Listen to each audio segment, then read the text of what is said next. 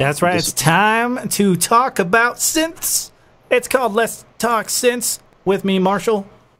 And welcome to the show. I have three amazing guests with me today.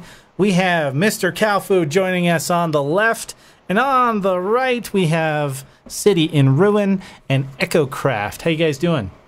Good, man. How's it going? Great. Hey. Thanks for joining me here for this awesome show. So I guess real quick, let's just start off with a little introduction. How about CowFood? You go first. Let's tell the people about you. Well, what's to say? I'm a musician, and that's that's an electronic musician. That's what I do mostly. My other job is tech support, and that's about it. And you like synths, right? A lot. Too much.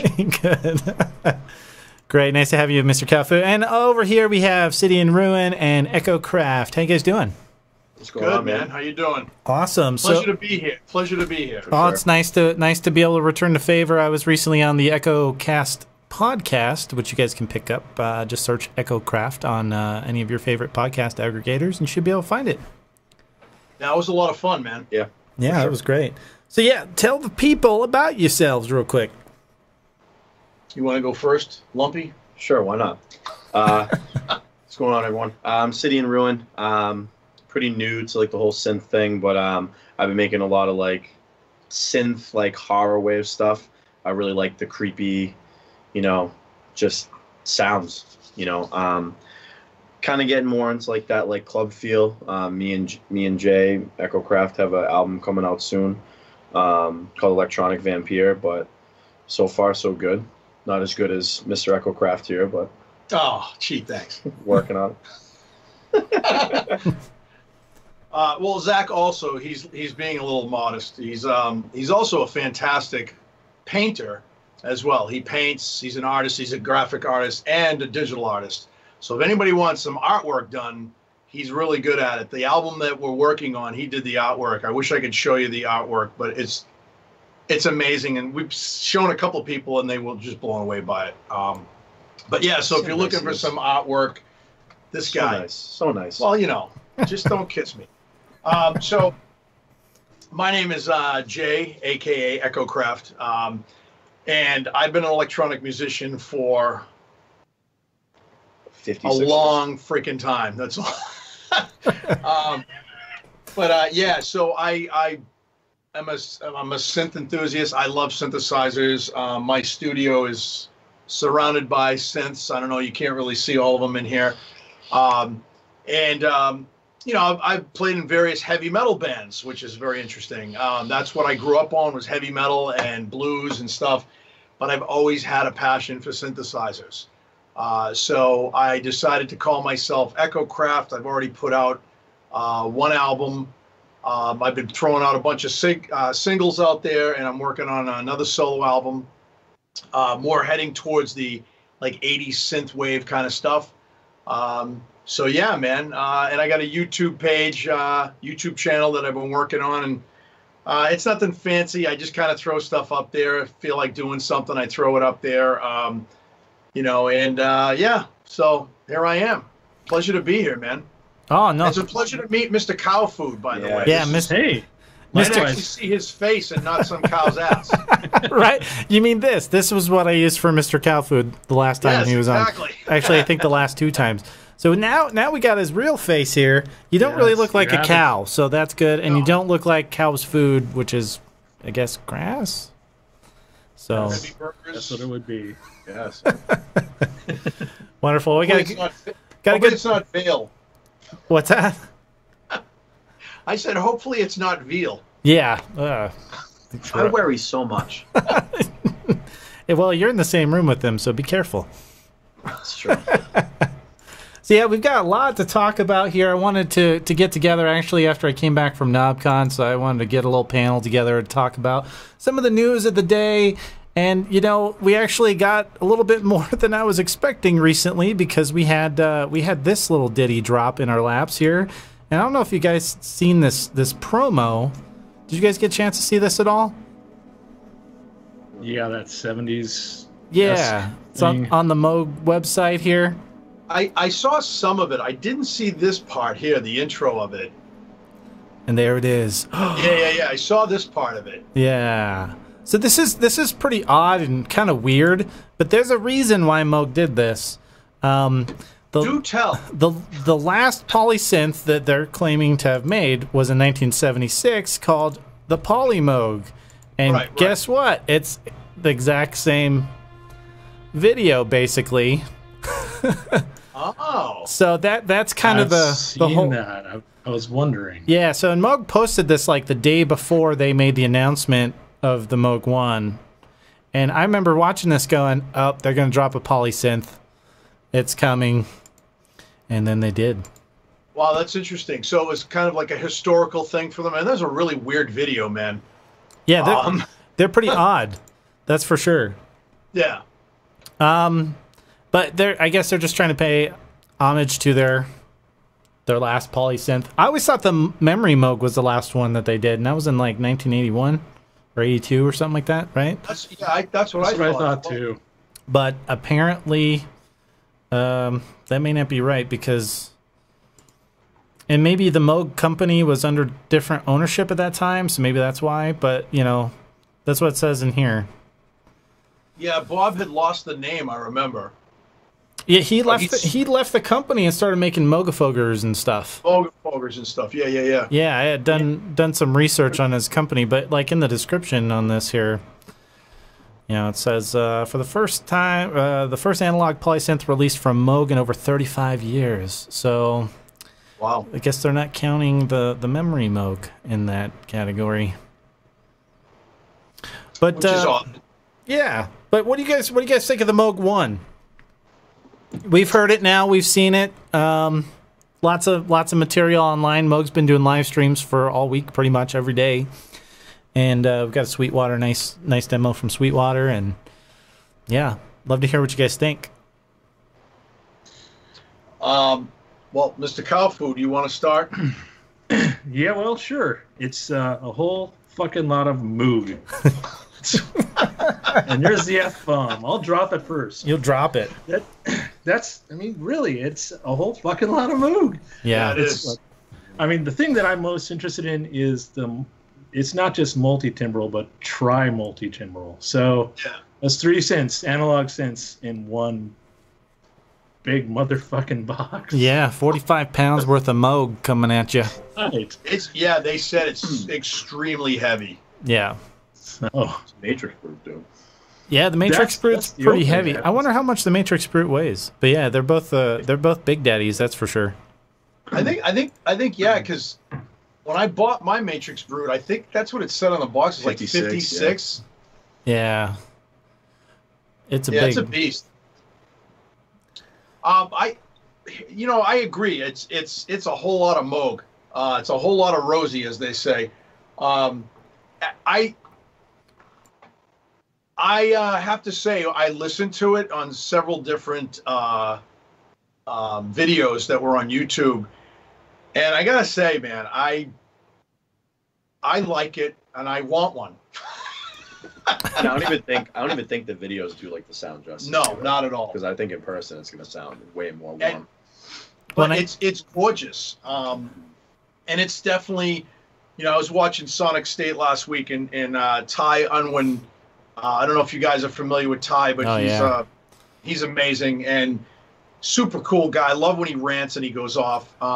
The Ty rants are the best when he's on, and that one was probably awesome. That was probably one of the best Ty rants I think ever. Yeah, so awesome. But he said this is a flagship synthesizer for Moog. Yeah. And they haven't had one in a while. And he even said, which I thought was really interesting, how it isn't.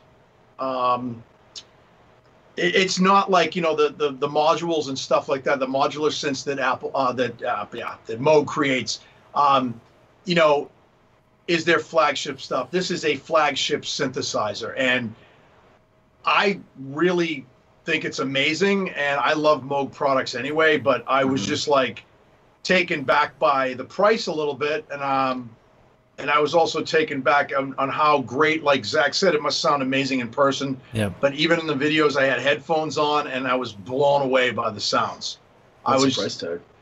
They start at 6,000 and 8,000, right? 6,000, 6,000 for the 8 voice and 8,000 for the 16 voice. It's hefty price, but you know, I was talking about this on another YouTuber's channel a little bit. Someone had suggested maybe, well, you could probably just polychain a bunch of slim fatties, and I was like, well, if you calculate the price on that, Yeah. you know, average price of a slim fatty at around $500. They're actually more than that now. Times 16, and it's $8,000. So, Right. and it's a much more hairy of a setup, you know. So, Well, the And other it's only 2 oscillators per slim fatty. Right. It's yeah, not 3. exactly. yeah, exactly. And there's some videos of polychain slim fatties. I don't think I've seen one up to 16 voices, but there are a few, and it does sound really good. But there's also a difference. The oscillators are brand new in the Moog One, so it's not going to sound like a slim fatty at all. Right. One of the things that I was really impressed by was the fact they're using eventide effects. Yep. So that was really cool, you know, which that, again, blew me away. And I went, wow, Moog, like, they stepped out of the box and said, hey, let's get some other people involved in this project and make it something special, you know. And that was pretty cool, man. I didn't think that Moog, I know they've done stuff sort of like that, but not quite on this level. Yeah, I don't. Yeah, I they don't. did it right too with the eventide, and it would be cool if other synth manufacturers decided to use Strymon as well in that same regard. That would be just dope. Yeah. Yeah, that was awesome. Well, I have a DeepMind 12. I know, Marshall, you have one as well. Yep. I was pretty Same. impressed. Oh, you have one? Awesome. Oh yeah. I love the DeepMind. All three of us with deep minds. Yes, except for Zach. He's kind of a shallow mind. But anyway, This is the stuff I deal with day to day. but anyway, I like the fact that they did team up with TC Electronics. Actually, then I found out that Behringer actually bought TC Electronics. I didn't know that. Yep. But yeah, some of the effects even in that are amazing. But I just want to sit behind the Moog One and just try it, and just for like a couple of hours. And I don't know wherever there's gonna be one. I doubt, like, in any Guitar Center, even the flagship store in Boston, probably will never get one. That's Guitar Center's like that now. It's unfortunate. They used to carry good stuff in the store. You can go demo it. Mine hasn't done that for like 10 years. Yeah. It's really disappointing. I would think in a big area like where you're at, hopefully they'll get one in there. Well, I mean, Boston, I just found out Boston has a grandmother, and they have, we talked about this before, they do have a Prologue. Yep.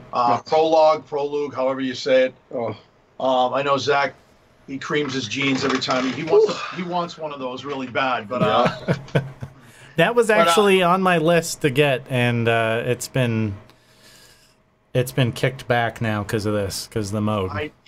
I love the fact that on your channel the other night, man, you posted my wallet's already out, and I was like, this is awesome.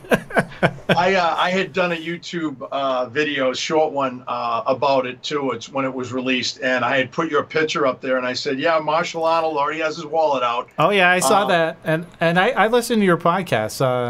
I think you did you post that on Anchor first? I can't remember now. Yeah. So I think I listened to it, and then today I noticed that there was a video version of it on your YouTube.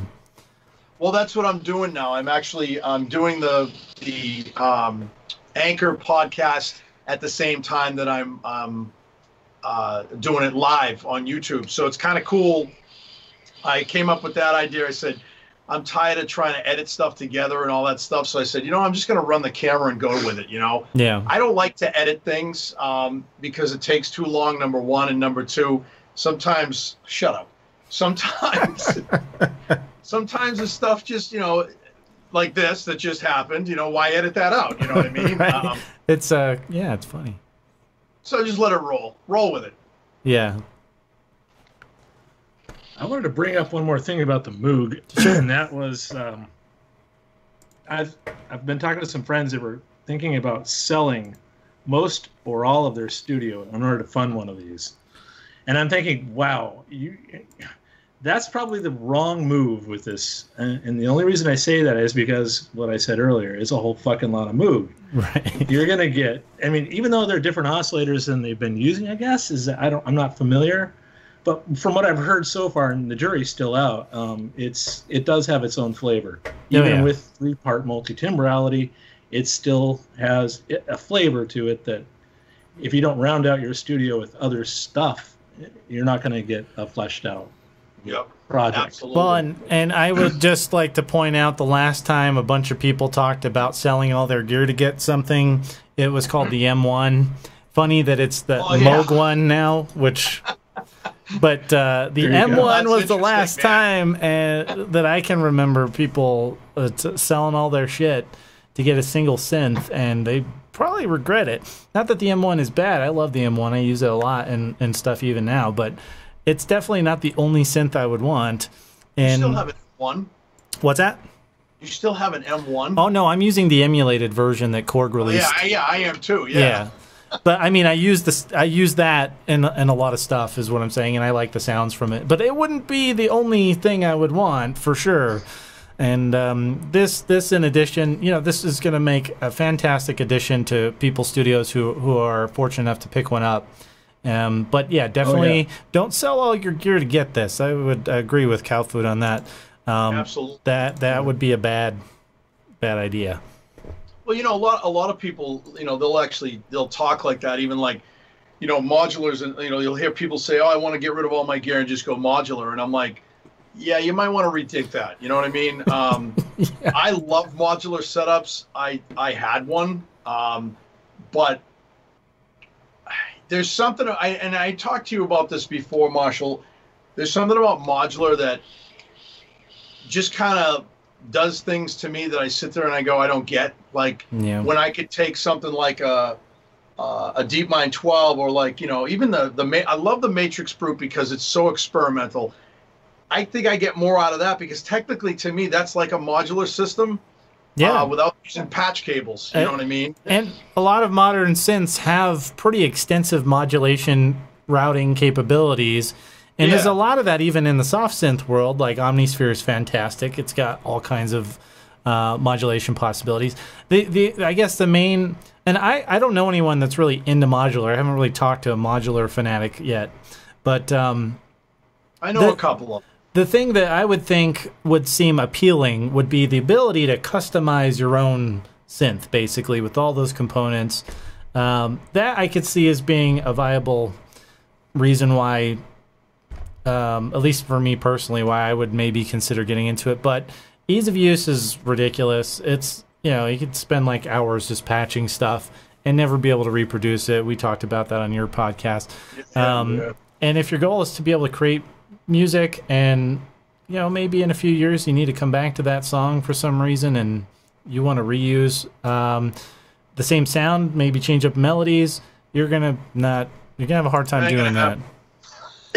So that's the whole thing, like people talking about selling gear to buy something and like, and I get it, everybody has gas, you know what I'm saying? And I get that, but I used to do that. I would say, well, I haven't used this in a while. I think I'll just sell it and get it, get rid of it or trade it in to get something that I want. And the Moog One's crazy. It's awesome, but I don't see myself selling any of my gear that I fell in love with it when it came out, and when I started using it, I fell in love with it even more. Right. Why would you get rid of that stuff just to buy one piece of equipment?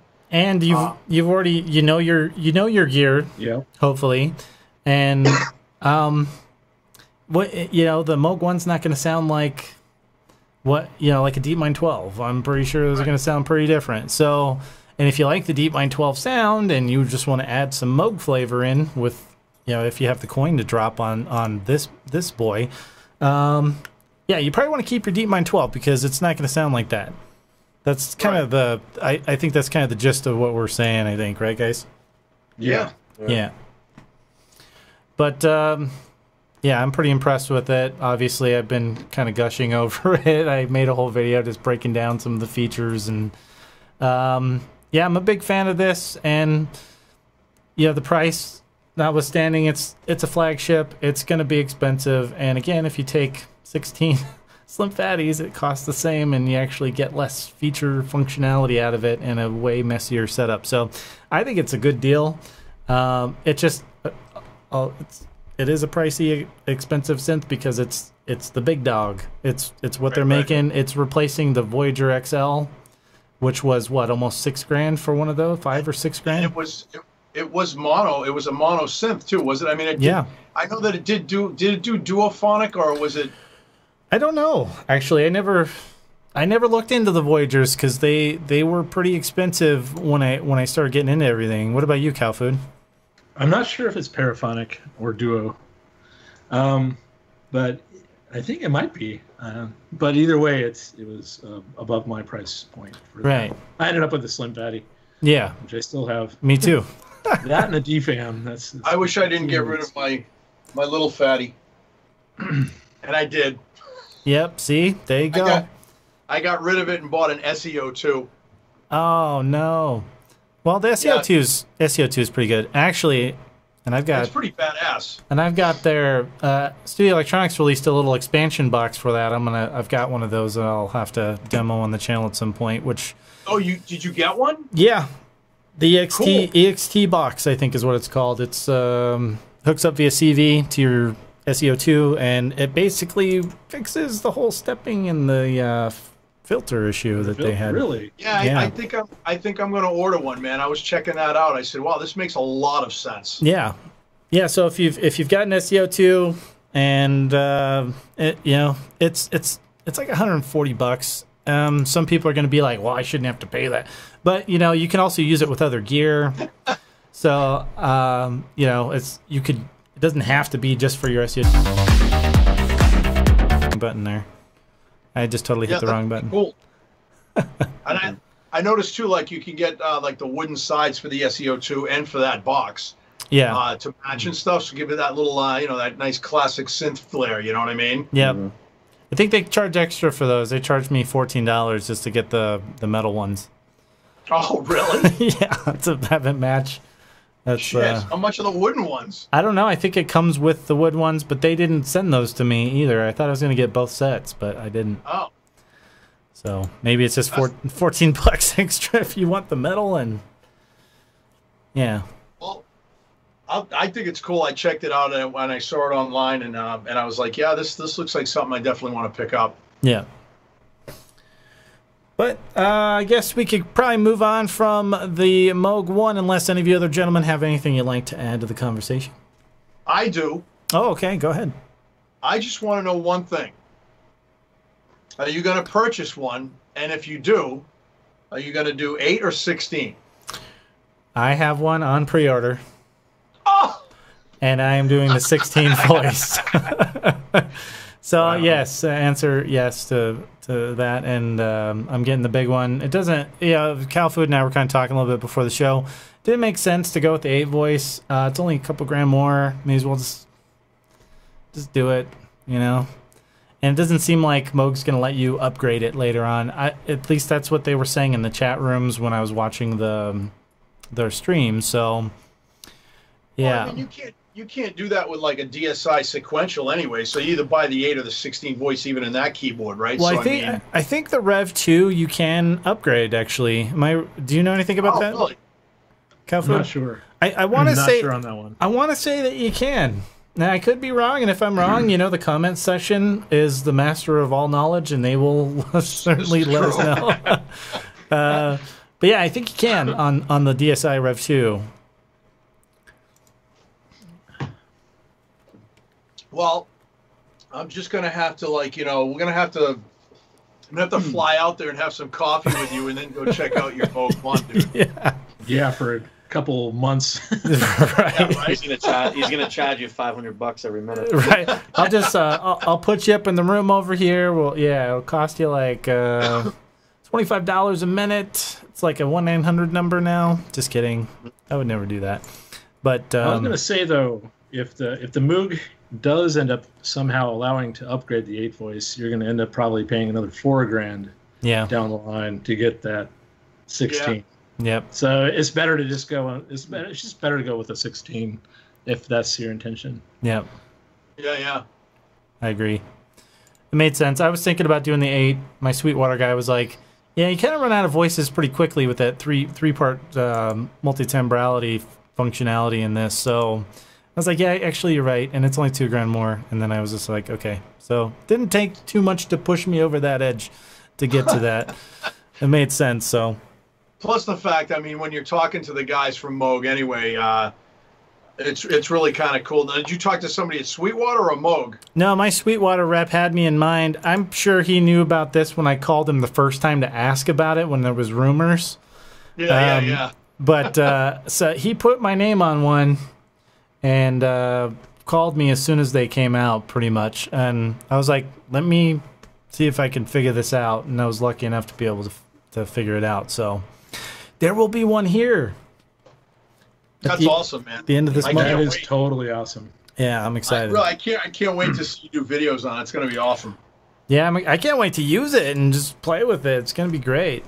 Right? That's cool. Super excited. All right, cool. Let's move on to the next topic, which is going to be this this other big announcement that happened. When did this happen? Was it September? Yeah, it was late September, wasn't it? Yeah, man. And it's already October. Jesus. Guess it wasn't that long ago. Or it was a long time ago now, kind of. But we're talking about the MODX from Yamaha. This is kind of the Montage scaled down and put into a less expensive package, basically. Thoughts? Comments? Anyone? Well, I have one question. What the fuck is Yamaha doing? You know, you got all these synth companies like Korg and Roland, and I get it. You know, Yamaha has always kind of been their own little thing. But what I don't understand is, like, you know, when they came out with, what were those little keyboards they came out with? The the refaces? Reface. Like, reface what? You gave me a Casio. You know, and I got to tell you, the reface, I think it was CS, was the silvery white one. That thing was pretty. Go ahead. I was just going to say, I don't know a lot about the Yamaha synths because I don't really find their products that appealing these days. So, well, don't you still like stomp on that DX7 that you have? That is in the other room, and I think I've turned it on twice. So I mean, just to see the lights go on, Marshall. Just or would you actually just to make sure it still works. Basically, giant paperweight right now, but it does torture it. And you know, I do like the N1X. I like the way it sounds. I hate the interface, which is the main interesting synth. Yes. Same reason I'm not a big fan of the DX7. I know it's a historical instrument, all this stuff, but it's like the worst interface for FM synthesis ever designed. So. Yeah, I don't.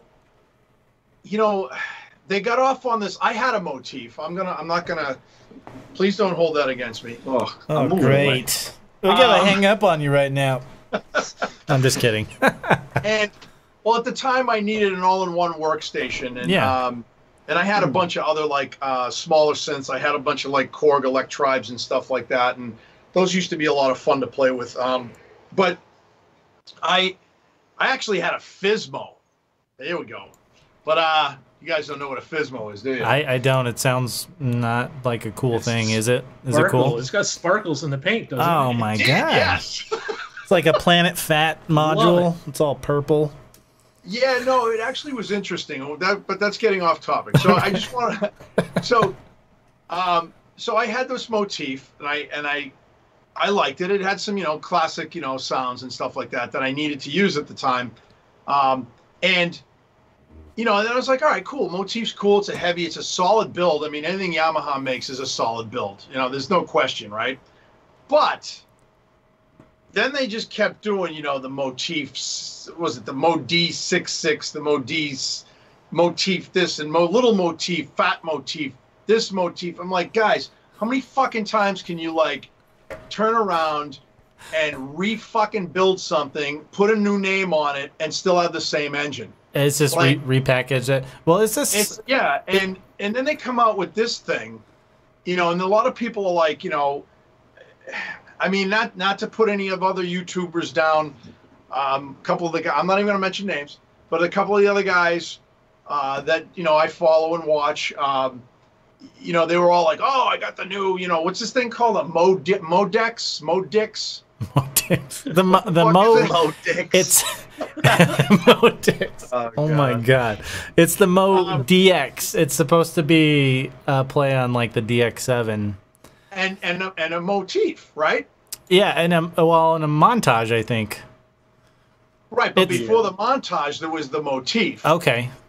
You're schooling me right now. I don't know shit about that stuff. Yeah, really. So that's what I'm saying. So I go and I listen to the montage. Zach loved the montage when he first played it because it is it's pretty impressive sounding. It is. It's just big. You just feel like Mozart. You're just like. Does it have the Smurf dick on it? The little blue super. No, that one's super knob? It's not blue. It's orange. It's orange. Orange. Okay, all right. So it's got, I don't know what other cartoon character's orange. It's like, dude, I don't fucking know. Listen, I just like the synth, all right? No, it sounded great in the store and everything, but I kept looking at it and said, this is not my bag. I don't like stuff like this. And then when I saw this thing, I said, oh, here we go. And they made this big thing, you know, they flew Nick Bad out to New York. Yeah. And, you know, this big thing, and they had food, and the bands were playing, and they had all these rock stars there, and they released this thing, and I went. And they sent it out to, like, every prominent synth tuber there is, I think. Yeah, pretty much, yeah. I think almost every one of the guys that has, like, I don't know, 30K or more, I've seen review one, so. Yeah. Yeah, that's why I didn't want to mention names. Right. But yeah, and I just didn't get it. And like, you know, Nick Bat, you know, when he was talking about it, it was cool the way he said, yeah, it was really fun. You know, they flew him out there and this, that, and the other thing. But then he said, you know, he was just like, okay, and then what? Like, you know, like. Yeah, I mean, the biggest problem for me is with Yamaha, they can't seem to figure out how to make a good interface. Maybe this is different. I doubt it. But I don't know for sure. But that's been my biggest problem with their stuff. And like you said, if they're just repackaging, that's getting kind of Roland-esque. Like Roland does that a lot, or at least has recently, repackaging a lot of their older stuff into other instruments just over and over again. I don't know how many times they've done like a 303 type instrument. Like it's. Oh yeah, absolutely, yeah. So well, what I mean. Even like, you know, when they did the whole, they repackaged, like they started calling things a Juno. Yeah, you know? Yeah. They're still doing that. It's not a fucking Juno. Let's stop calling it that. I like when they called the Jupiter 80. Oh my God, why did you call that thing a Jupiter? That was like a V-Synth upgrade. Like that's what that was, you know. Yeah, well, that's the other thing, like V-Synth, and then they had the Phantom, and they had all, and that stuff never appealed to me, man. Yeah. You know, I don't know.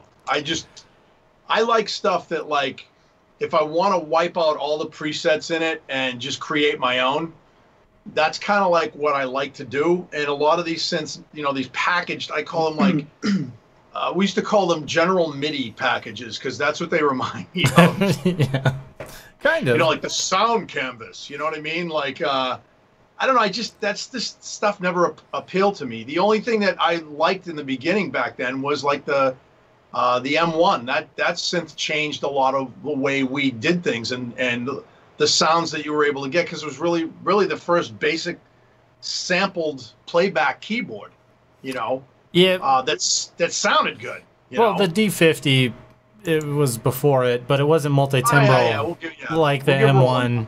I think the D50 actually sounds better. That's my personal opinion, but the multi-timbrality in the M1 is what outdid the D50 and pretty much killed it. But I'm glad that, because both of those synths killed the fucking DX7, which I hated. So yeah, they did.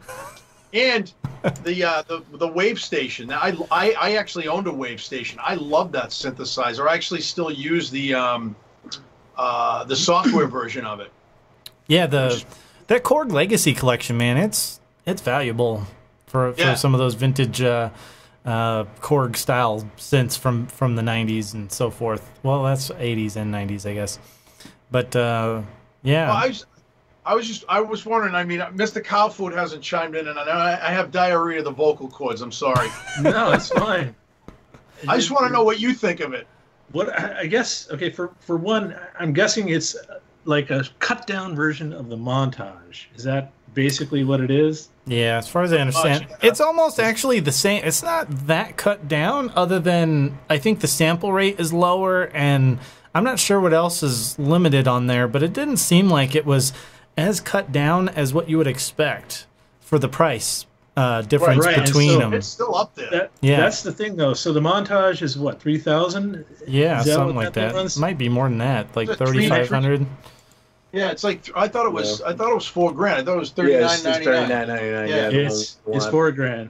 Yeah. So this one is like half the price for the same 88 key version of the Mod X. There's three of them, right? There's a 71, there's a 61, 66. There's a 61, 76, and 88 key version. The cheapest one is $12.99, and the most expensive version, if we go to the 88 key, is $18.99.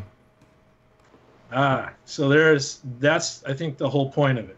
That's what this thing was all about. It's like we're kowtowing to those who would like to have a Montage, but this is all they got in their pocket, and they want to play live on stage and that kind of thing. Yeah. The FM aspect of it, I didn't really see in any of the YouTube videos. That's the only thing that was interesting to me. Right. That's the other thing I was curious about. Did they get a good interface for their FM? And supposedly this is a pretty powerful FM synth engine in here. It's called the what's it called? The FX or FMX is what it's called, and it's like 16 operator or something like that. Yeah. And that is what's interesting as far as the redeeming characteristics of it. The price, you get a Montage basically, if that's your thing. And then of course you get the FM engine, and then the Smurf dick, of course. Smurf dick, aka Super Knob. So is that what it's called? It's called the Super Knob? It's called the Super Knob because you can control like a bunch of different parameters all at once. It reminds me a little bit of the knob that's on the Matrix Brute, where you can assign a bunch of stuff to that and just turn it and it does all that stuff. Yeah. Or how about a freaking mod wheel, because it can do the same thing. Pretty much. That's what I think. Anyway, sorry, CowFood. There you go. No, that's it. That's my thought on it. Is that it sounds interesting from my aspect on the FM side of things, but from the rest of it, I think it's more geared towards those who wish they could get a Montage. Yeah. Yeah. And if the demo sounded pretty good, I have to admit, like, I thought it sounded pretty good. It definitely does. It's definitely not my flavor of synth, and again, it's a Yamaha, and the interface does not look appealing. It doesn't have enough knobs on it, man. Yeah. It doesn't have enough knobs, and menu diving through touchscreen to get the parameters and do things is not the most fun way, in my opinion. Yeah, I mean, like, even like on the DeepMind 12, like that whole the menu diving in that doesn't bother me because it's pretty simple. It's really basically laid out. You know, you hit a button that says effects, you're in the effects thing. Yeah. You know what I mean? Yep. And a lot of people complained about the way that looked.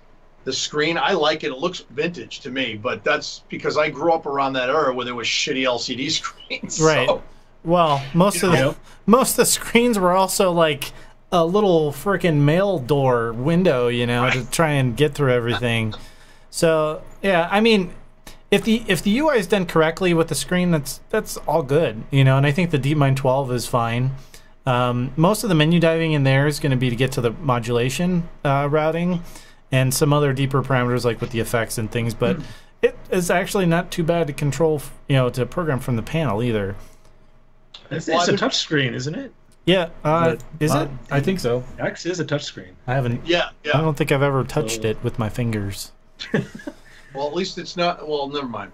So, it's always gonna go that way. he didn't touch it with his fingers. I don't know, man. All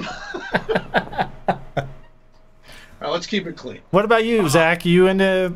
I think you said you liked it, right? Well, you like the Montage, but yeah, the Montage was cool. I didn't play with the other one, but the Montage was cool. I just liked it's such a big space to work with. Yeah. Granted, that might be kind of the downside of it because it's going to take up a whole bunch of studio space.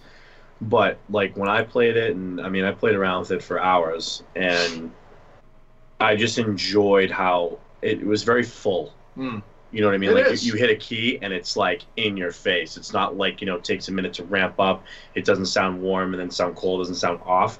Like every key was very responsive and was like immediately just blasting you with sound. And you could, the interface, I haven't really played around with too much of the Yamaha stuff, but the interface was actually pretty simple. Like Okay. I don't know. He liked it. I don't know a giant amount about them, like Marshall. And for me to just go in and be able to be like, all right, I kind of want like, more of a sound like in like, I want more of a synthy horror-y sound. Okay, cool. Here, dark, click, click, click. And it was like, it brought you right through. Well, yeah, and they also, he was coming from using a Korg mini loop. okay. And so, which is very simple to use. So for him to say that, I guess it's I'm not ragging on your intelligence at all. So so basically, to be able to get to some preset sounds that that were kind of the flavor what you're looking for, you found that very intuitive and easy to get to those in and, like, in the Montage.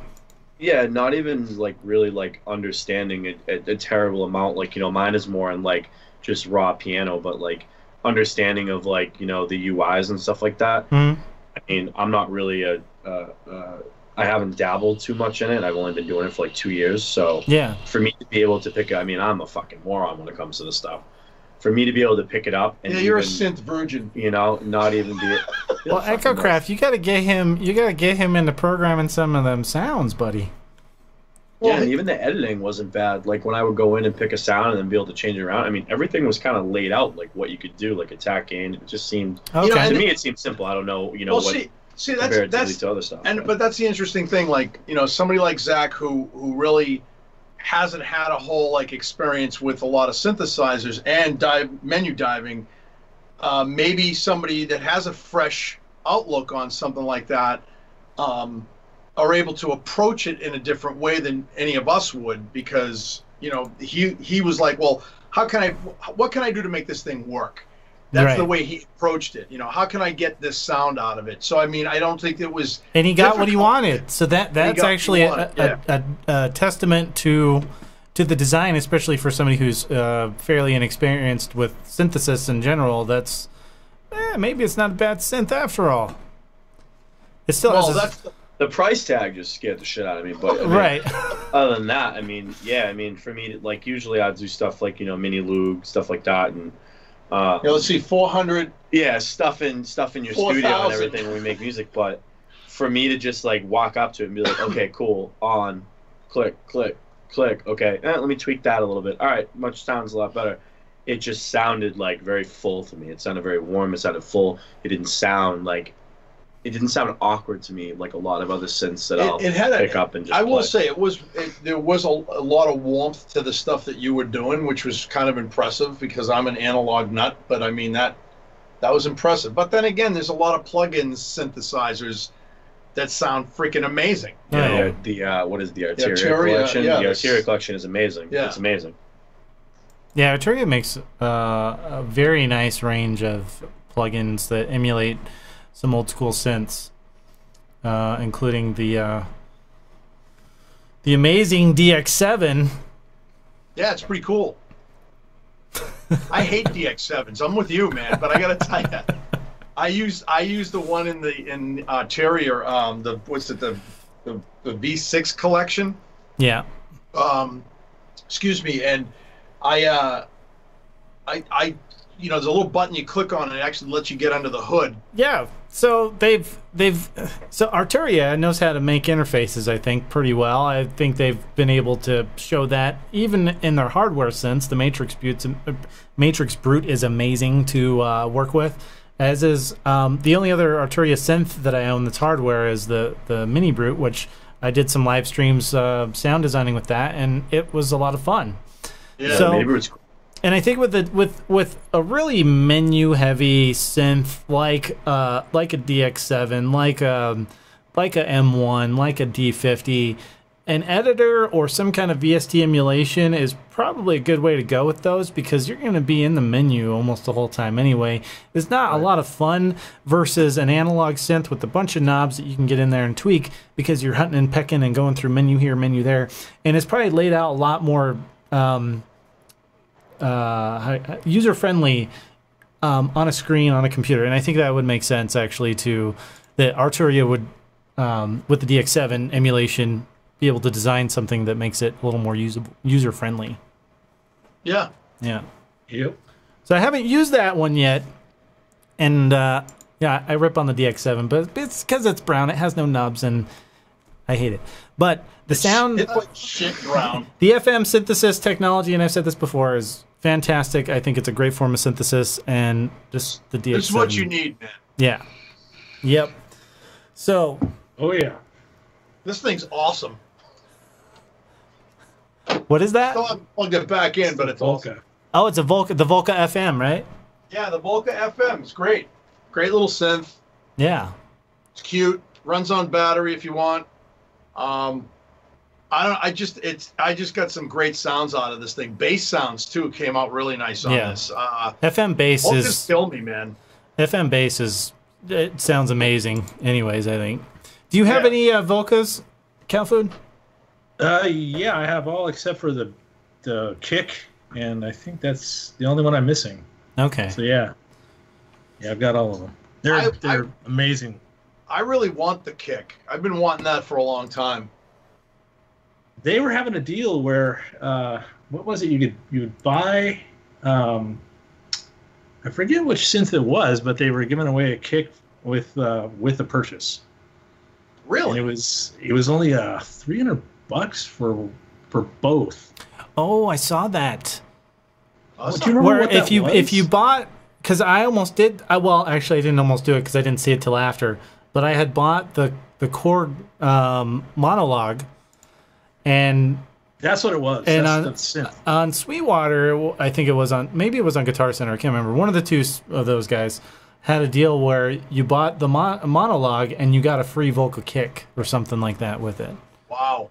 That was it. That was a pretty And it good was- deal. That's pretty cool. It was all retailers. It was Korg. It was all Steel, of them. Okay. So anyone Yeah. who's a Korg authorized retailer was offering that. See, and I didn't So- know, and I went and bought the Monologue because I'm going to do a mono madness thing with all these Right. cheap monos. And I saw that after I bought it, and I was like, oh, man, I should have researched a little bit. Research your Yeah, prices. I bought the Monologue when it first came out, and I wish I waited because I really like the kick is kind of cool, man. There's a lot of cool things I want to do with that thing, you know. I still haven't bought a DFAM because I still think that and the Mother 32, I could probably get the kick and the Mother 32, I could probably get the same idea out of it. The DFAM to me is, well, that's another horse of a different color. But Well, we can talk about that towards the end because I know CowFood. He's an owner of a DFAM. So Yes. we'll touch on that here in a little bit. But before we get to that, let's just talk about the next topic, which is KnobCon. I know it's late, but did you guys have anything that stood out to you at KnobCon this year? well,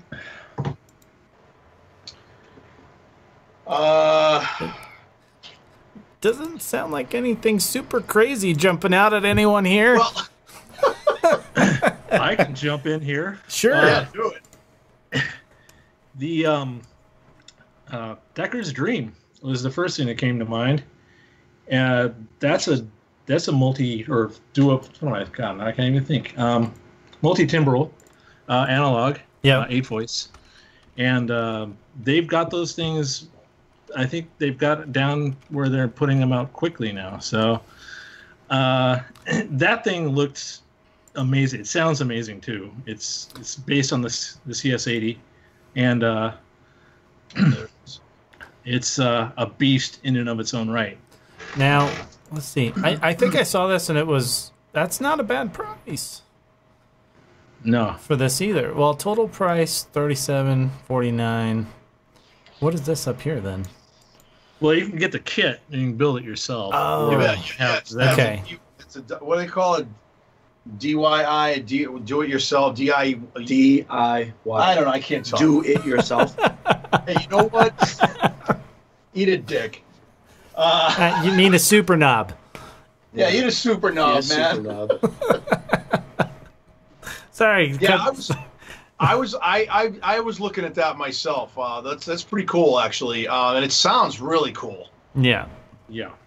That's the thing. I mean, it is based off the CS80, and it's only missing the ribbon controller. You have to find your own. But other than that, the sounds are pretty close. The other thing that I saw was the Therovox. That thing looks really weirdly interesting to me, especially for doing ambient. Yeah. Now that's a ribbon controlled. It doesn't have it has a ribbon instead of a key bed, but it has contact points on it, and it looks kind of like it's built like a tank. It's all handmade. But the sounds that were coming out of that thing were amazing. So, Trying to find there's a some picture. YouTube on there. There's some YouTube video on it, but I'm trying to find a picture of it here real quick. I don't remember seeing that. I remember seeing that. And I was there. I'm trying to remember the name that it's based off of. Is Is it this? Is this it? 1920s era synth? Am I on the right thing here? Yeah, that's it. Okay. Ontario. I think yeah. I think I do remember this. Oh, that's cool. Okay. What did this? That's an interesting little piece of equipment. Very, very like even before like that retro style. Yeah, Oh my see god, that? yeah. It's got a cable that you can actually, Okay. That's the controller, right? I have Yes, no It's idea. on a wire. That black thing on the keypad is you stick your fingers in there and it slides along a wire, and I guess that changes the pitch of the oscillators. That's kind of cool. Ah, Yeah. interesting. Interesting. Sort of theremin-esque in its sound, but with a little more, A little more control. a little more to it. Yeah. Yes, and control.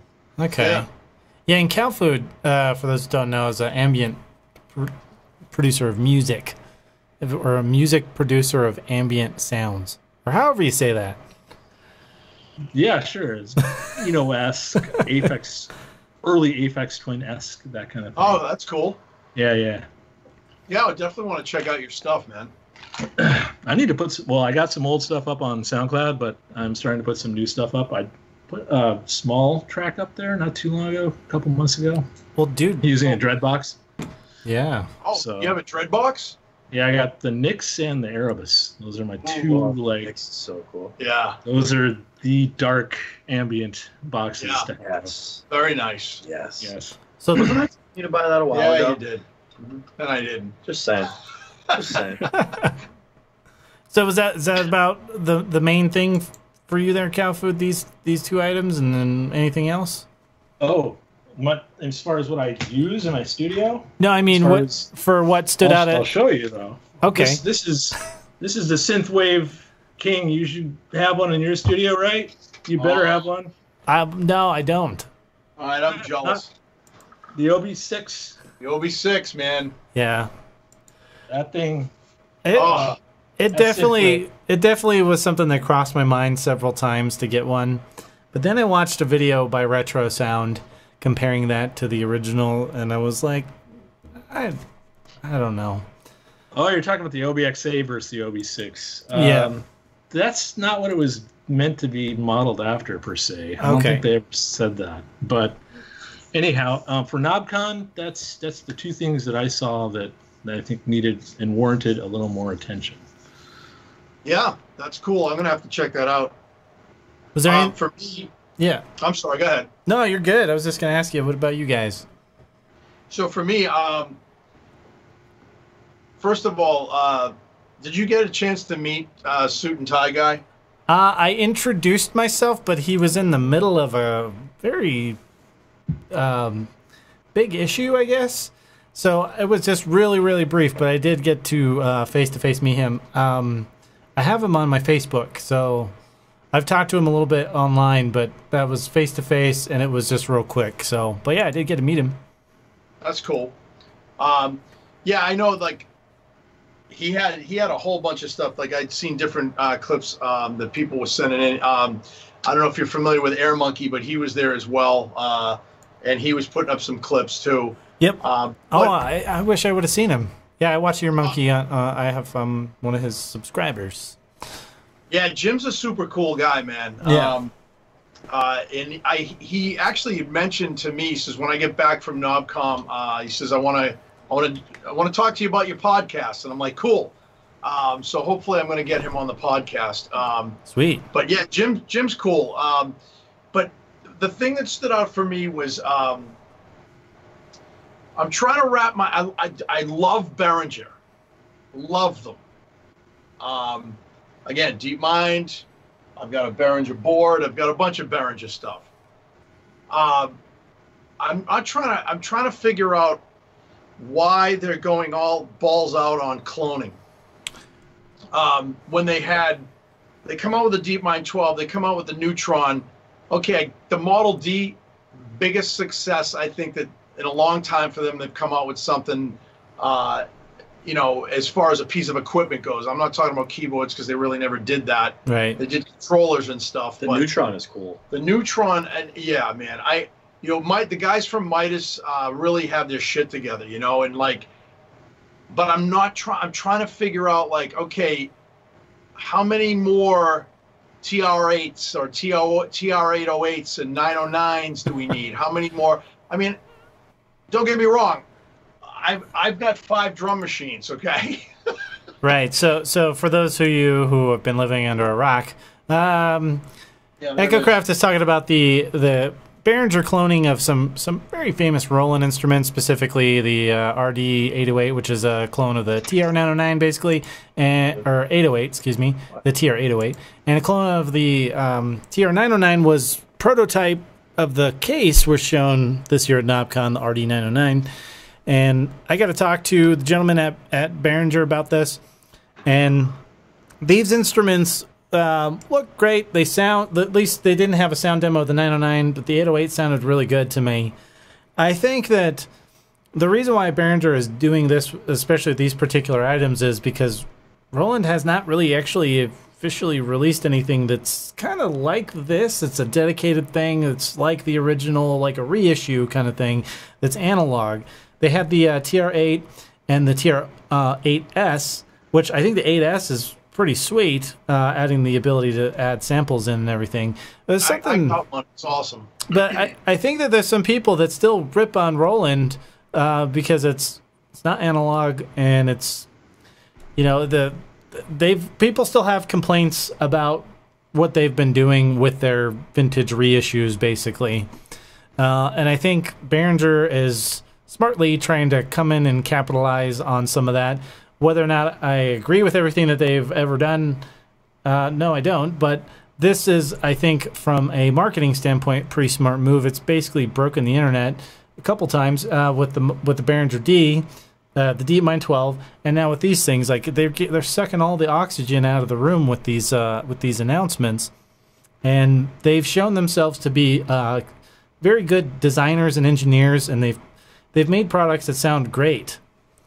So yeah, well, I just I get that. I think it's also a nostalgic thing. Like, sure. I mean, back in the day, I remember when the TR808 and the TR909 came out, and I had a friend of mine that bought a 909. I had a TR505, and I wanted the 909. I couldn't afford it. Back then, it was still big bucks. It was like $1,300, Yeah.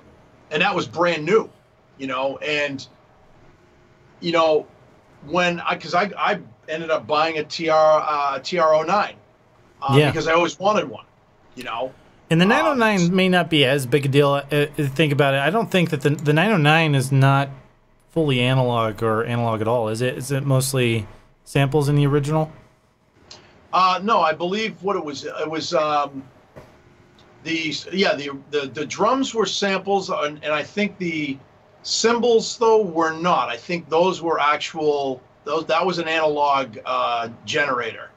But you know, the thing is like, okay, I bought this thing. I used it a lot. It's actually all over my first album.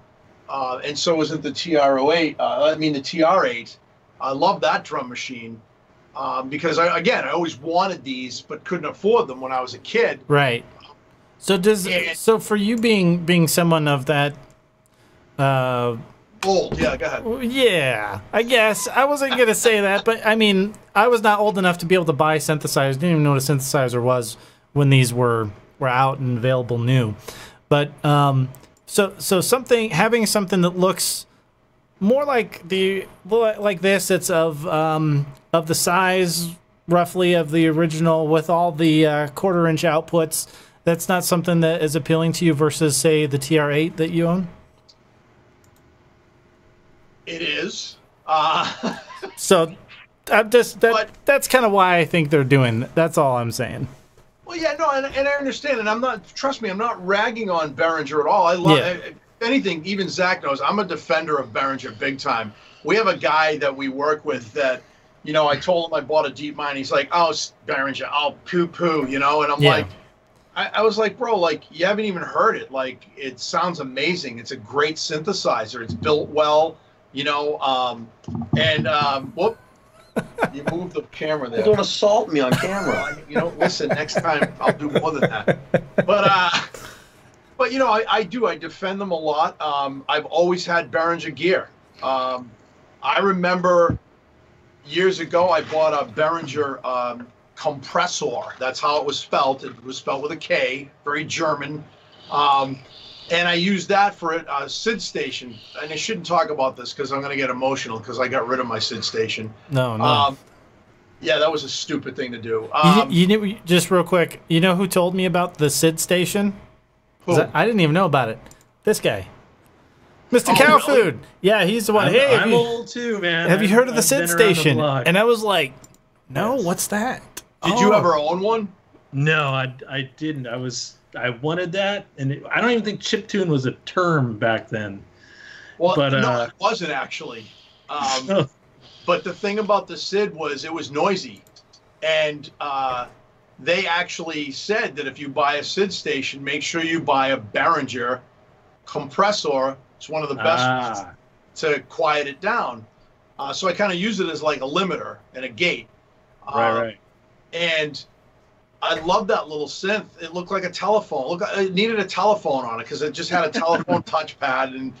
But anyway, you know, I owned a Behringer multi-effects processor. They were the first to come out with the 24-bit dual processor for effects, and their reverbs were very rich, and it was a very quiet unit as well. So I was always a Behringer guy. I own Behringer. I have PA stuff stored in a storage unit, and it's, you know, I like their stuff. When Yuli sold the company and left it, basically, is when Behringer kind of started to tank a little bit. But then when he came back and he said, we're going to design keyboards, because he's a keyboard player. I don't know if anybody knows that. I knew that he was a fan of synthesizers. I didn't know. I don't know. Oh man, he could play. Yeah, I didn't know that. Check out some of the videos on YouTube of him actually playing. He's a great keyboard player. So he had always had a passion for that and just never went forth with it. So you got to check out the interview with him on YouTube. He talks all about his dad's name and why he left the company and why he wanted it back and everything. It's awesome. If anybody wants to check it out, it is on Behringer's YouTube channel. But the thing with me is that was one of the things when I went to Knobcon and I saw all this stuff, and I had already seen, from what was it, Super Booth, they had launched the TR-808 or the RD-808. What's it called? RD-808? RD-808, yeah. Yeah. And it wasn't fully functional at the time, and I think Gaz Williams broke it. He grabbed it. Oh, yeah. He took it, ran around the place with it. I remember that. Gaz Williams. What a ham. Yeah, he's too funny, man. But yeah, so I just kind of questioned it. But I also, like you said, would something like that appeal to me? And it really does, because it's something that I always wanted but couldn't afford. Yeah. But I'm perfectly happy with what Roland has done digitally, and recreating that stuff. And a lot of people will say, "Oh, it doesn't sound like the real thing." One thing I will tell you about the TR-808 and the TR-8 and the TR-8S, which blows my mind, is if you know about analog drums, the way they did that architecture, and I forget what Aria's architecture is. Maybe you can help me out with this. The ACB stuff? Yeah. Analog circuit behavior? Yeah. So they basically modeled the components of the analog gear and programmed that into a chip, is kind of what I gather. When you listen to, if you listen to just like the kick drum, for instance, and do an 808 kick drum, you'll hear it fluctuate in sound just like the real analog one did. And that's what I think blew a lot of, like, the guys from Detroit, the heavy hitters that brought house to life back in the 80s and the early 90s. Mm-hmm.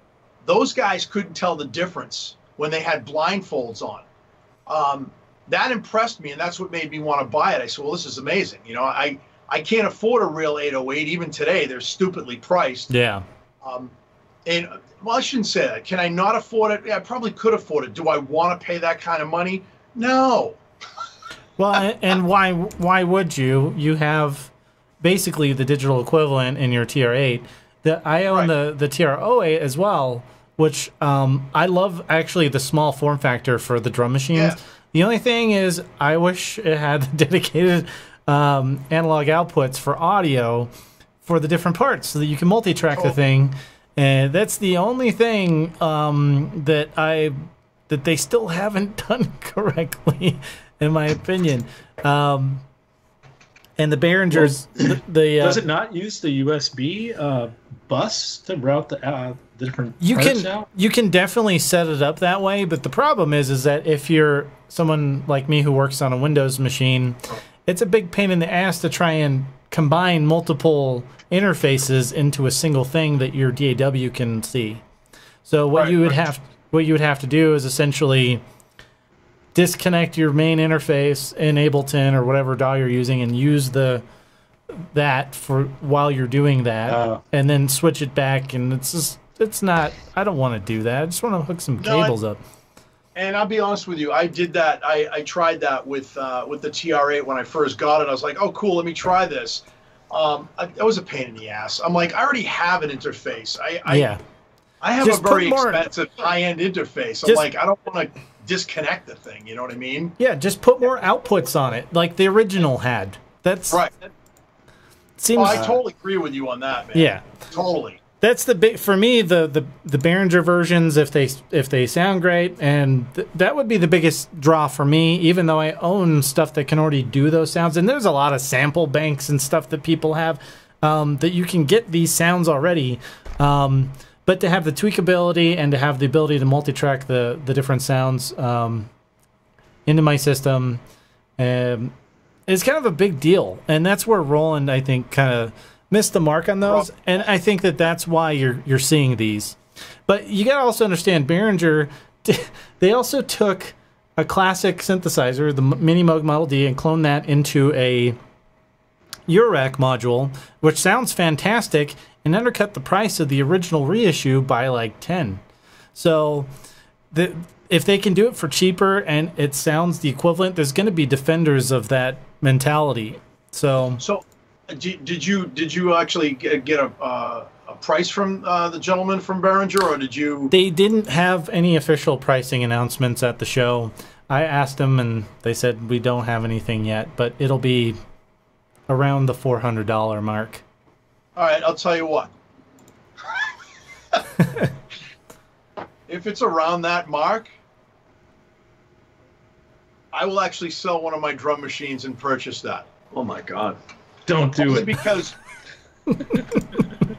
because the 808 was always something very close to my heart and special. Like I said, I like the 909, but the 808 just is something about that drum machine. And I hear people say, "Oh, how many times are we going to use those sounds?" how many. Listen, I put these drum machines through effects. I do all kinds of stuff with them. People don't even know their 808s or 909 sounds. It's what you do to the sound. Right. On the 808, on the TR8 and the TR8S, being able to have the 4 outputs out does help. I'm able to actually, separate my bass drum and my snare drum and put effects on it and stuff. That does help. But like you said, Marshall, it would be nice to have all the outputs out there, throw them out on different channels. That would rule. You know what I mean? Just make it like the original was. I don't know why it's. Yeah. Well, Ateria did that with the Drum Brute. Yeah, but the Drum gave Brute you multiple outputs. The Drum Brute doesn't sound like an 808. That's for sure. I was disappointed with the Drum Brute. I like the functionality of it. I love the ease of use of it. It does sound okay. I actually picked up a Drum Brute Impact. Okay, that's the latest version, right? That's out now. Well, it's kind of like a dummied down version. Okay. But I got to tell you, man, it sounds amazing. And it does have, it has 4 outputs on it, plus the main. So you're able to take things out. And it has a little FM synth built into it, too. Right. Which is kind of interesting. So, and I will just mention real quick that the TR8S actually has 6 outputs and 1 stereo, and 2 stereo mix outputs. Yeah, it does, yeah. So that's a lot better than the original TR8. True. So, sorry. But I mean, I just like you said, that does appeal to me a little bit. I just hope they're not going to like go into this full Clone Wars thing where, every time somebody comes out with something. Like I made a joke on your YouTube page that night. I think I said, well, I'll wait for the Moog One. I'll wait for the Behringer clone to come out. You know what I mean? I thought you were joking. Yeah, that's what I interpreted, and I know you, so I interpreted that as you joking. I was. But some people may have thought, oh, he's what a moron, probably. If they didn't understand that was supposed to be a joke. Yeah, and I did clear that up on the YouTube video that I did. I said, well, they came out with the DeepMind 12, unless they came out with the Super DeepMind, which would be like a Moog One, but you never know. The Inception 12. Right. The Inception 24. Sure. But yeah, man, I don't know. I did watch a bunch of the Knobcon videos, and I'd like to go next year. I think it'd be pretty cool. How did you enjoy it? Was it cool, or was it boring at points? Or no, I mean, there's a lot to cover, a lot to do, a lot to see. I only made videos on the stuff that I was kind of like, this is either cool or I know about this. There's so much stuff there, I don't know what the hell's going on in the modular world, really. So, and that's a lot of it, is a lot of modular stuff. So if you're a modular nut, that's definitely a good place for you. But also, I got to play on a Waldorf Quantum and a Prologue, which that's cool. Prologue was something that I had been very interested in, but I wanted to actually play one and hear it and see what I thought before I actually bought one. And I was all set to do that, and then the Moog One dropped. So that's now relegated to some other time in the future, maybe. Yeah. What did you think of the Prologue? Oh. The Prologue was good. I liked it. I thought it sounded good. Really? It was good enough to where I was going to come home and buy one. That's what I thought. And we thought that was expensive. Yeah, and I thought, here's the thing. I thought it was, and I may catch some flack for this, but based on the feature set on the Prologue, you get one LFO. It's 2-part multi-timbral. It's got some good features, but it doesn't feel like $2,000 features, I guess, is kind of how I looked at it. So it's a souped-up mini-lube. Yeah, but I'm not sure if they're using the same voice architecture as the Minilogue. I don't know for sure, actually.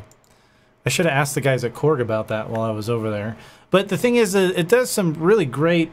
I'm into trance music and techno and house and stuff, and it does some very fantastic sounds for that style. And that's why I was kind of interested in it.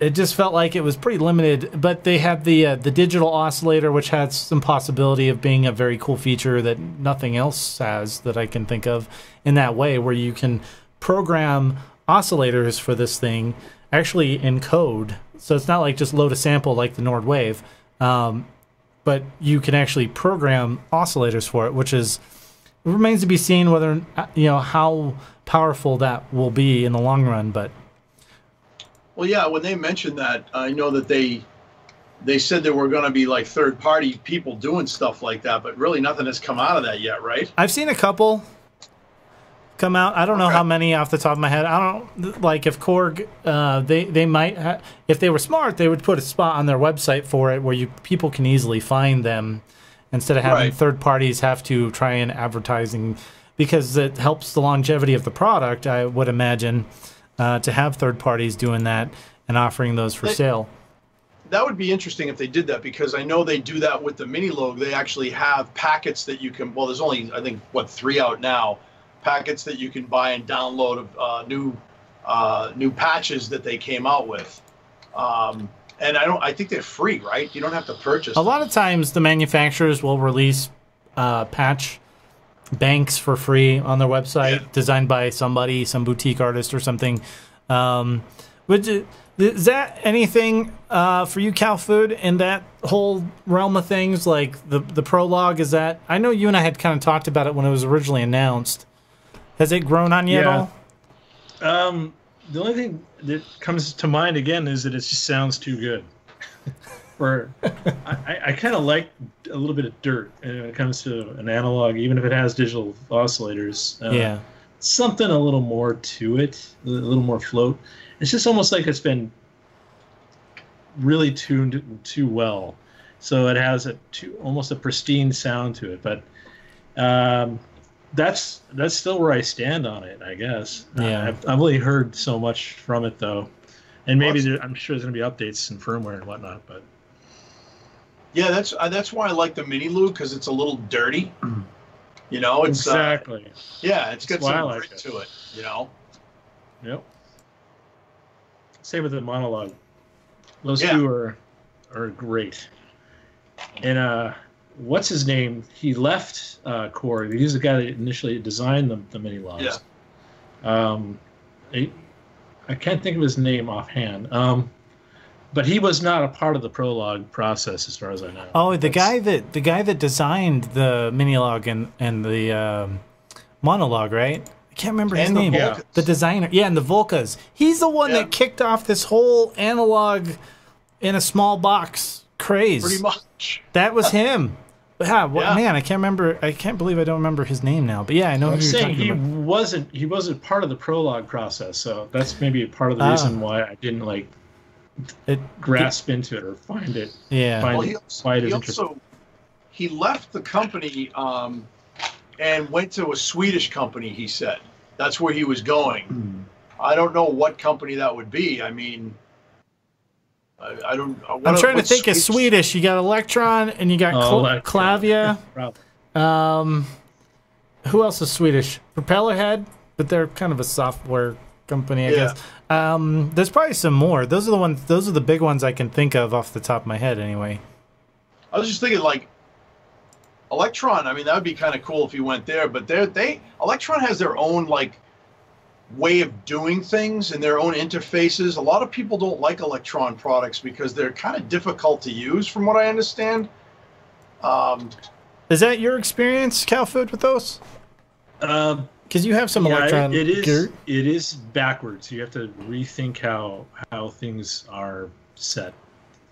Like, I'm trying to think of an example. I've got a Digitone and a Digitact, but with them they use different terminology to explain like a trigger, for instance. I think that actually means an audio sample, but I think or a step in a pattern is something different than a step as you would think in a 16-step pattern. It's something. I'm trying to remember what they are. So in other words, if you're not acclimated to the Electron workflow, you're gonna have to. It's gonna your brain's going to be a little heated up for a while you try and wrap your head around it, basically. Right. That's exactly. But once you get it, like you've had some time with some of these products, does it seem like it kind of becomes easier? It does. It does. I mean, there's some things you have to learn, like parameter locks or trigs and parameter locks. Yeah, things like that. It's the same thing as on the Volcas, where you would actually record movements on the dials in your sequence. But they call it P locks or P trigs. In those cases, yeah. So there's different terminology, and it's just wrapping your head around it. But after a little while, it just clicks, and you're like, oh, okay, I see what they're saying. And just whatever. I flip it in my own mind, like learning a new language or something. I was kind of interested in the Digitac. I said it right. Imagine that. You never said that. Well, right. I think you know what? I think that the G in like that part of the world is pronounced G. So like if you say Behringer, like we say the G with the J, they say it with a G. Behringer, Digitac. So like I think that technically it over here we would pronounce the G with the J. So Digitac is probably okay. I don't know. Maybe it's like it's kind of like what gigawatts. Yeah, gigawatts. Anyway, I would call it the Digitac, but I'd probably get attacked for that. Well, Bo Beats always corrects people. He always says it's pronounced Digitac. Well, and they're a Swedish company, so I can get behind that. And Bo's Swedish, so I mean, I'm not gonna argue with him. You know what I mean? Yep. It's like when people say Moog instead of Moog. You know. Yeah, that upsets me.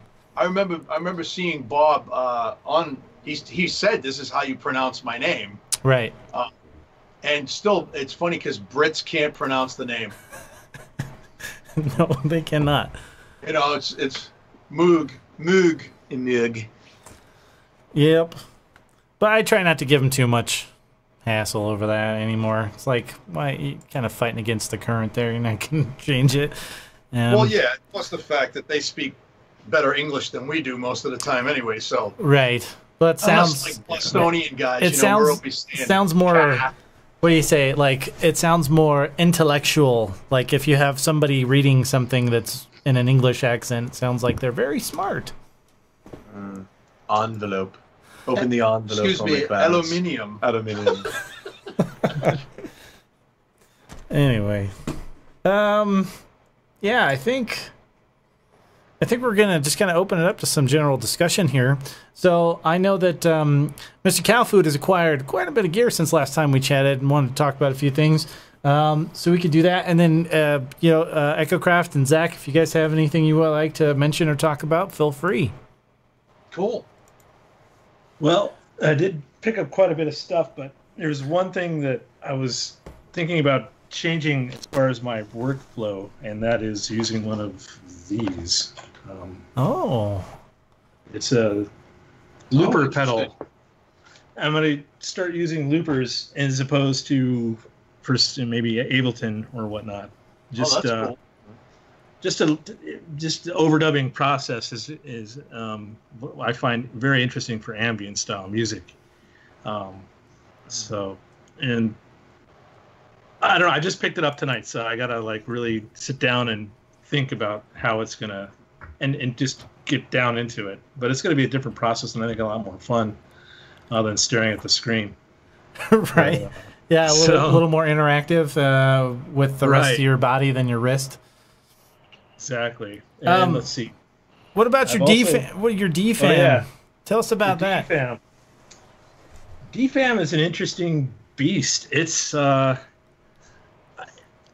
of. I mean, I can see where some people would be like put off by it because it seems to have a limited number of percussive abilities, but it can be modulated through external sources with its patch panel and whatnot, and also. And I haven't seen. I should make a video of this, and maybe it's come out since I've been watching them. But a review of the DFAM where it shows it working as a Synth, a dual oscillator Moog synthesizer. Oh, wow. And it actually sounds pretty good.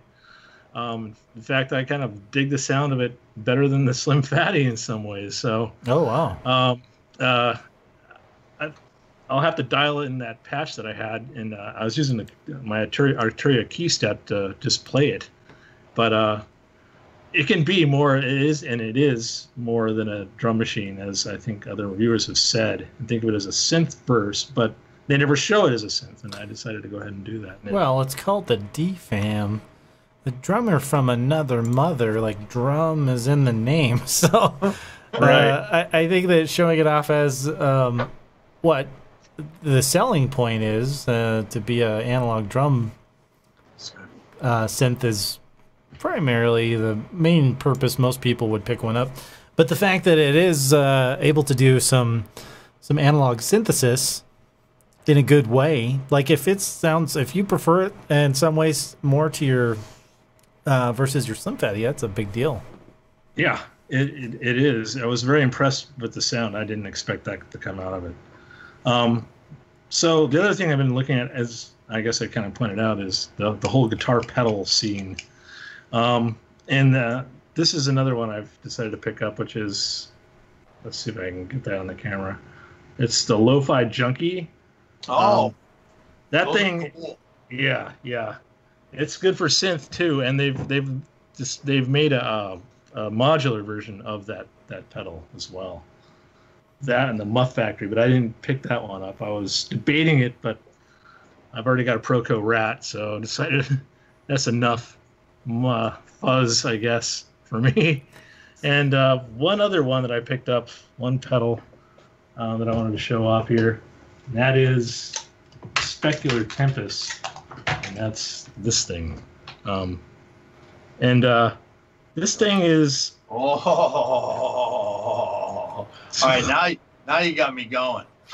You're gonna have to make some videos of these pedals, CowFood. Yeah, That's a really cool pedal, man. Yeah. it is. I would say I put it on par with. Well, I haven't actually had one. I got a Blue Sky, but as far as reverbs go, my God, and the delays on this thing are not shown enough. Yes, sir. And those are amazing reverb or delays on top of those reverbs that are just enormous. So this is my new secret weapon, actually, in my ambient endeavors. Out of everything you just showed me or showed us, that's the one I'm very jealous about right now. Oh, the Specular Tempest. That's a great pedal. Yeah, Yeah. get one. I'm asking how much you picked it up for, sir. $350, I think. Oh, that's not bad. That's the price they're going at. I think I haven't seen them for less because it's. I saw one on Reverb for $400. Oh, really? Yes. Yeah. $350 is what you should be paying for it. Nothing more. Yeah, those are really cool. I'm huge into delay pedals and reverb pedals. So I have a Strymon Big Sky that I have my Mother 32 hooked up to. Nice. I love that pedal, man. I would like to be like endorsed by Strymon. You hear that, Strymon? I'd like to be endorsed by you. It's not gonna happen. They don't endorse anybody, man. I was torn between this one and the Ventris dual reverb, but Yeah, that's cool. I went for this one instead. I mean, obviously Nick Batt has demoed that Ventris to death, but Yeah, I think it's like he uses that exclusively right now and everything. I He think does the so. Friday Fun thing. He hasn't done one of those in a while, has he? Fun Friday, he did one last week. Oh, did he? I must have missed it then. I need to Yeah, catch it's up. pretty cool. Yeah, he uses that. Him and Gaz Williams use that pedal. There's another company right here in Woburn, Massachusetts. I think it's called the Marius pedal. Did you say Mary Ass pedal? Sorry, I just had to do It's that. It's my Boston accent, kid. You need to park your car down by the river. There you go. That was pretty good. Yeah. You sounded like Teddy Kennedy. Oh my God. just a quarter for a cup of coffee. That's the one I always do. Unlike the New Yorkers, they're like, let's go for a walk and we'll talk and we'll get some coffee. Do you want to get a coffee. pie? It's like it's pizza. Listen, we call it pie. Stop. All right. But yeah, it's called the Meris, I think. And that's a dual reverb pedal too, and they're made right here in Woburn, Mass. Oh, cool. And those go for about $400, like $399. Those are really nice pedals. Yeah, I have yet to hear one. I would love to hear one of those too. I'm big on, of course, reverbs and delays, obviously, because that's where it really shines with ambient. Yeah. Do you use the Valhalla at all? I've got the plugin and I haven't used it enough. So so good. Yeah. Well, I can't wait to see just running multiple reverbs from this into the Valhalla and see what happens. I'm dying. That's gonna sound amazing. Oh no, you're gonna break the ambient genre. Everyone's gonna freak out. You got to do some videos of that stuff, man. I'd love to see some of those pedals in action. I don't have a lot of outboard effects. I've got mostly synths, and I use effects in the box mostly. And I picked one up off of after watching the master classes, the Airman Van Buren one. He shows off acoustic reverb, or I can't remember what that's called actually. But it's like a really interesting reverb plugin that I think sounds great, and I've been using it on everything lately. Convolution, is that maybe the term? You mean like the name of the plugin? Oh, the algorithm. This is a type of reverb. It's convolution. It's where you sample the space and then you use the. It's like a click sound that they use in whatever space in this is input or an impulse carrier that. Yeah. Oh, interesting. I didn't know that. No, I have no idea. I could not tell you. I'm definitely not an expert in that realm of the production music making. So the interesting thing about that is Apple. I'm an Apple user. Don't hold that against me. I know you guys are into PCs. Great. And your buddy likes the Smurf dick.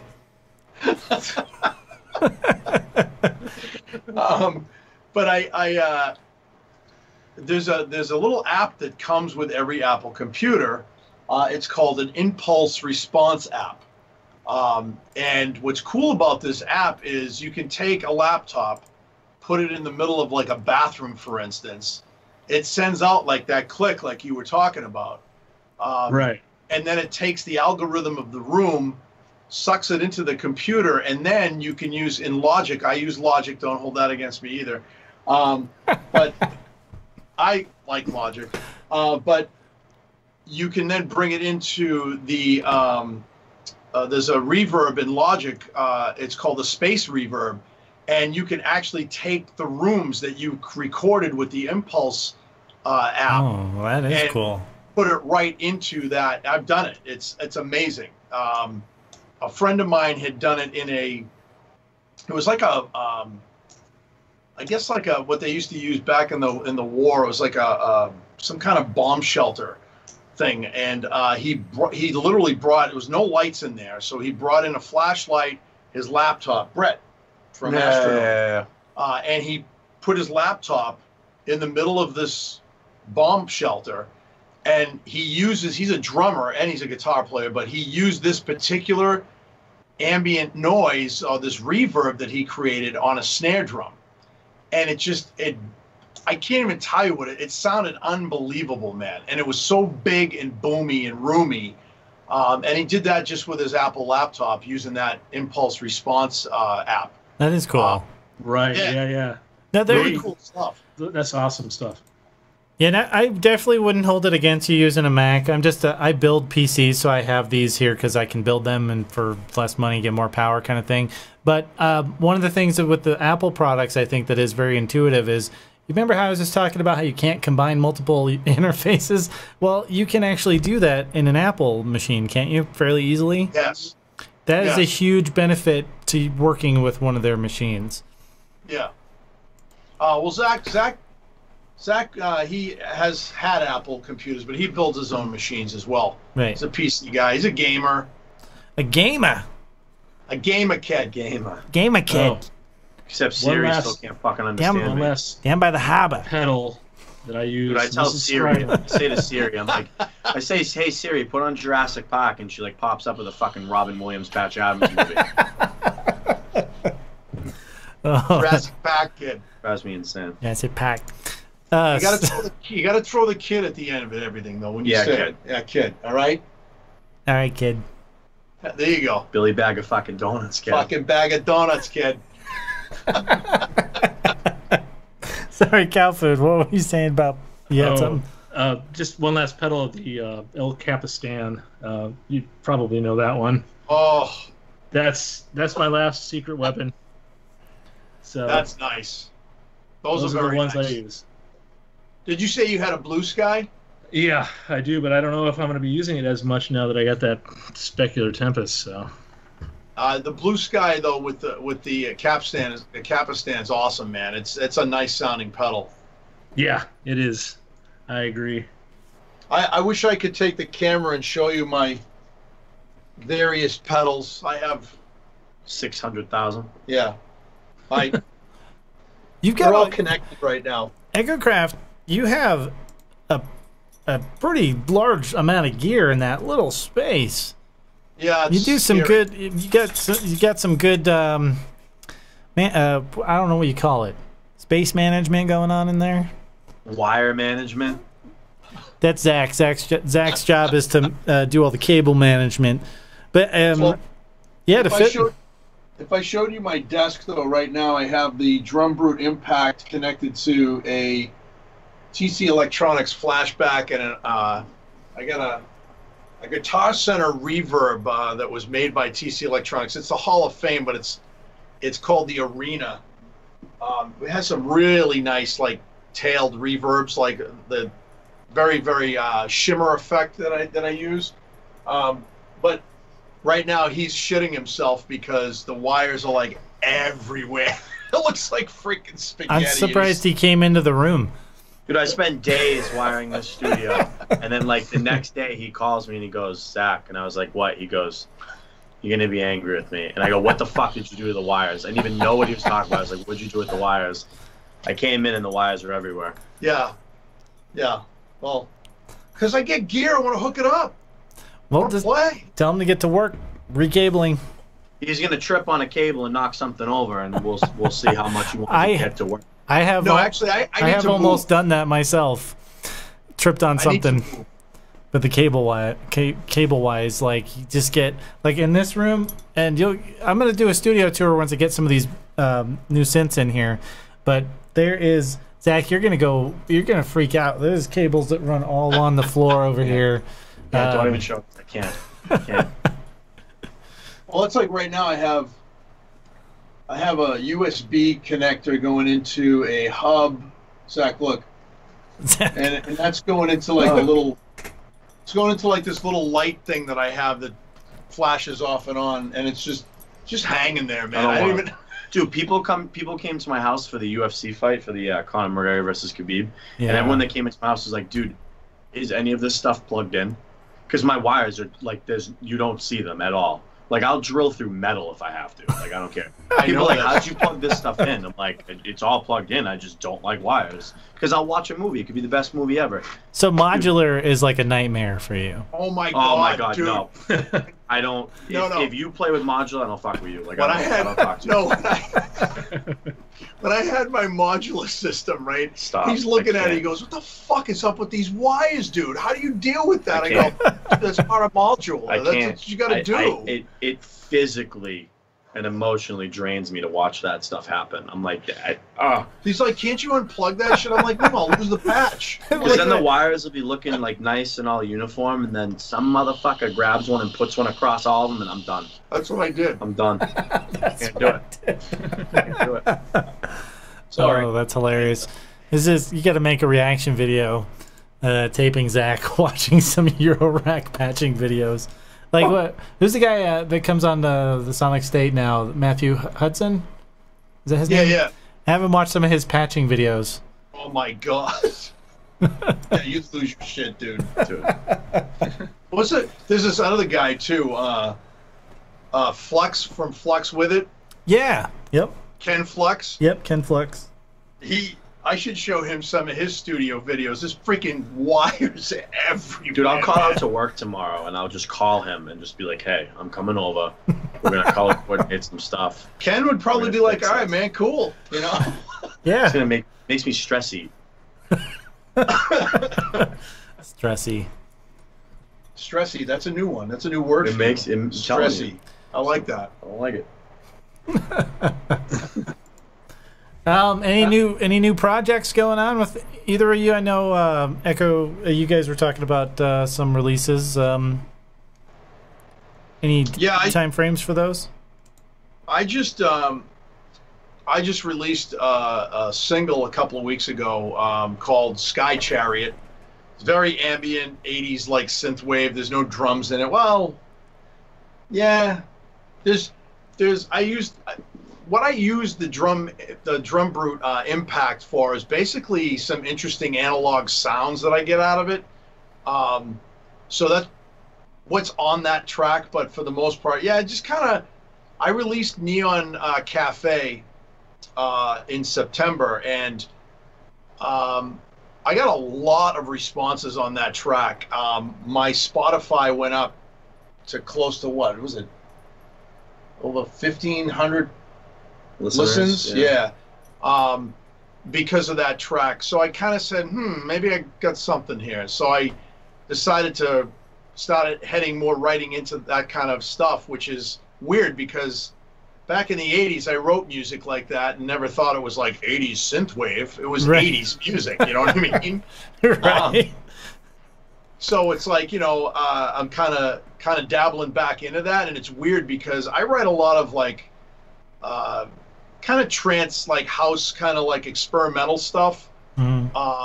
So I mean, getting back into doing that was kind of difficult for me, to believe it or not. It was like trying to learn how to ride a bicycle all over again. I actually started watching other YouTubers who write music like that, just to get it like a feel for how to structure things again. It was weird, man. You know, the funny thing is, when I first started writing music, trying to figure out how to, my goal was to make trance music, but everything I made sounded like it was from 1987.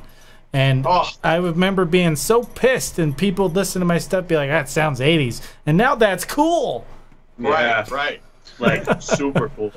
Yeah, it's weird, man. And a lot of the stuff that I write is more experimental, more, today's kind of like synthesizer experimental music, because I take all of the genres like house music, jungle, trance, ambient, and I because those are all the stuff. That's all the stuff I listen to, and I kind of like, even back in the day, I used to listen to Juno Reactor and guys like that, and Orbital and stuff. Oh, Orbital. Even Crystal Method. Amazing stuff, and I kind of like put that all together and threw it in a bag and shook it up and threw it out on the table, and that's Echocraft. But now it's more like, I'm still writing stuff for me because I love 80s synthwave and synth pop stuff, but I kind of said, geez, I really haven't dabbled in this, and I'm kind of having fun with it, actually. So, and that's what it's all about, you know what I mean? But, Absolutely. It's still kind of hard, because it's like, I got to kind of like learn it all over again, even though that's what I used to do, not knowing that I was doing it, like you just said, you know what I mean? Like, It's just so weird, man. But like, Zach and I have been working on this album, and hopefully we'll release that soon. And it's more geared towards, like Zach said, Zach's really into like horror synthwave. I guess is that a genre? I don't know. It's my genre. We just made it up, man. Is that like is that something that's pretty easy? It's probably, I would think, if that, like, during this time of year, coming up on Halloween, that would be something pretty cool. It's like everyone that I've because when I first released A Tribute to the Dead, everyone I knew, like everyone, and I had hundreds of comments and everything like that. Like, everyone was saying to me, like, it just reminds them of like Castlevania, like newer style Castlevania. Like, you just imagine, because the way I had it set up was I just wanted it to be like Dracula after he's wiped out everything, just playing in his castle, like, you know, with his, like, you know, his big, huge, you know, like, not the piano, what do they call those giant things? Pipe organ. Pipe organ. And I wanted it to be like that, but then I wanted it more like, you know, the rumblings of in his castle and all this stuff. So I just kind of like that. I just had like a Dracula, like, almost theme to it.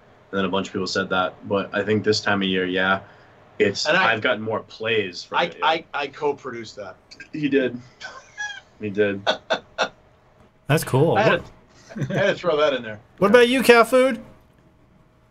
Well, like I was saying, I'm going to try to start producing now with using loops and effects and overdubs, and just starting off with a key and then work slowly and then evolve the sound over time using those overdub processes. Very cool. I have a question for you, actually. I'm not very versed in the ambient sphere of music. Is there an average length of an ambient track? No. Or does it kind of just go until you kind of just... It goes until you feel like it's a done deal. I've heard ambient tracks from, let's say, Boards of Canada, for instance, that are only like 30 seconds long. So Yeah. it all depends. Or you can go up to like 30 minutes. I've heard a whole album. The whole album is just one song. 7 hours long, and just a guy just playing every single, like, just goes into another thing. Well, that's what I had a friend of mine that used to say ambient and techno, or not techno, ambient and trance was the never-ending album, and I laughed. I said, but dude, I used to call it big chair music. You sit in a big chair, put your headphones on, and you just fade, you know? Yeah. And, you know, back in the day when, you know, marijuana was something that I used to do. I know I said the M word. I'm going to tell your mom. But I used to love that, you know, and I love ambient music. We have a guy that we actually owns TMP Records. Manny writes ambient music.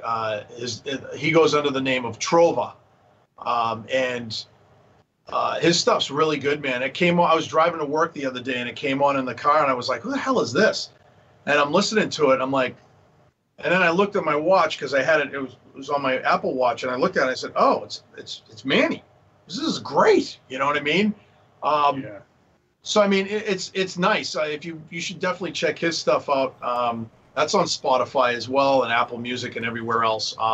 But yeah, Trova does a lot. He does ambient stuff, and I like ambient stuff, man.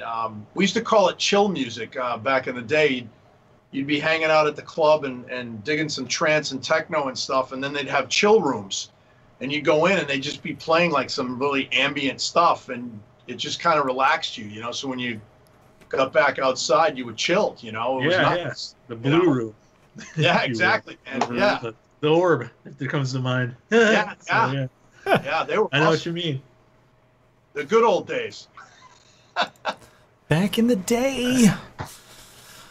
All right, folks, we've had a fantastic chat here today. I want to thank each one of you for coming on the show here today. Thank you so much. It's been a great time. But I think we have to call it a day because my dog is bugging me to take him outside. So I think. All right, man. Thanks for having us.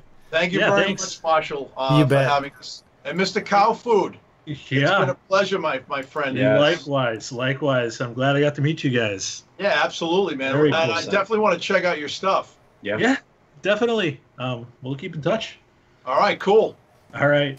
That's Thanks, it for everybody. us today, folks. Thanks very much. All right. Talk to you soon. Bye, everybody.